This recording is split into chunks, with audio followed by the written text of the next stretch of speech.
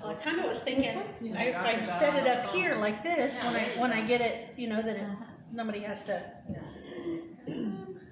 Huh. All right, Karen said yes, she's ready.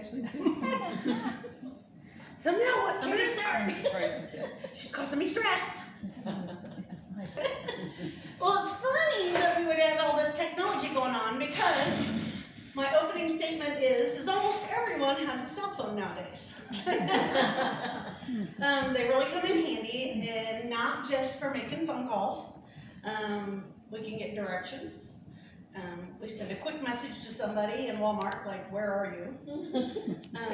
We exchange pictures of family, we listen to music, it counts our steps. There's lots of different things that we use our cell phones for.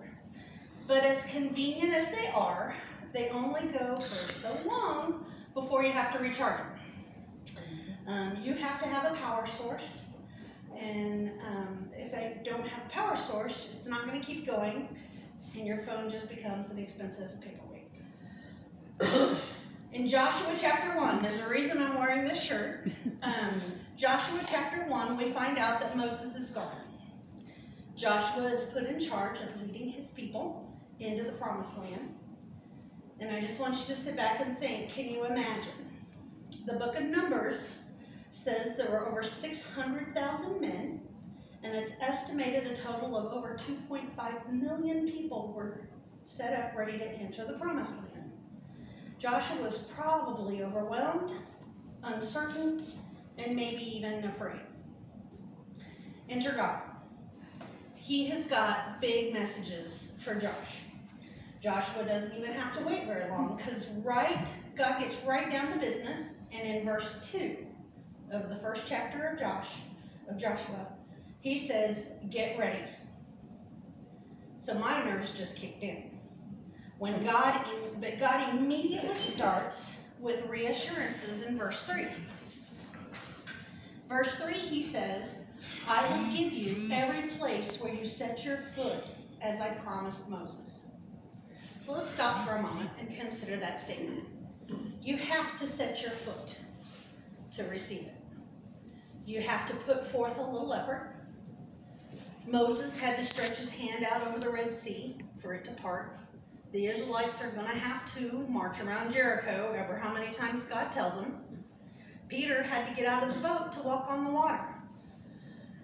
Joshua and the Israelites have to get ready, and they have to go claim the promised land. God's going to do big things, really big things, but they have to step up, they have to step out, and they have to step their foot and go. So back to the story. In verse 3, it starts with, no one will be able to stand against you all the days of your life. As I was with Moses, so I will be with you. I will never leave you or forsake you. Be strong and courageous, because you will lead these people to inherit the land I swore to their ancestors. Be strong and be very courageous. Be careful to obey all the law Moses has given you. Do not turn from it to the left or the right, that you may be successful wherever you go. Keep this book of law always on your lips. Meditate on it day and night, so you may be careful to do everything written in it. Then you will be prosperous and successful. Have I not commanded you? Be strong and courageous. Do not be afraid. Do not be discouraged. For the Lord your God will be with you wherever you go. So there's a lot of encouraging messages there.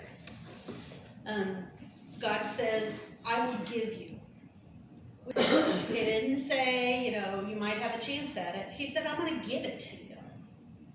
He says, no one stands against you for life. That's a pretty big statement. They think Joshua was in his 50s, maybe when he started this trek into the promised land. Well, he's still got a lot of living to do. He's got a lot of jobs to do. It says, I will be with you, never leave you, never forsake you. How many times in the Bible has God made that promise to us? Always, over and over again.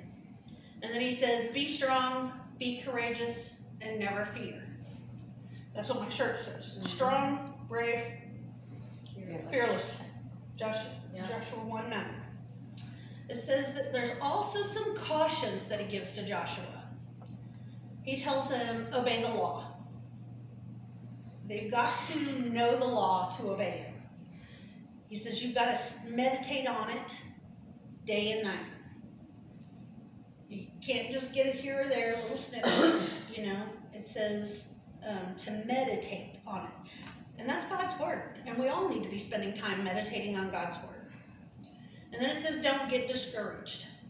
So I think times of discouragement, because he's got a big chore to do. And God just keeps reminding him, I'm going to be with you. And so I think God gives Joshua exactly what he needs to hear. The reassurances, the reminder to be strong. But God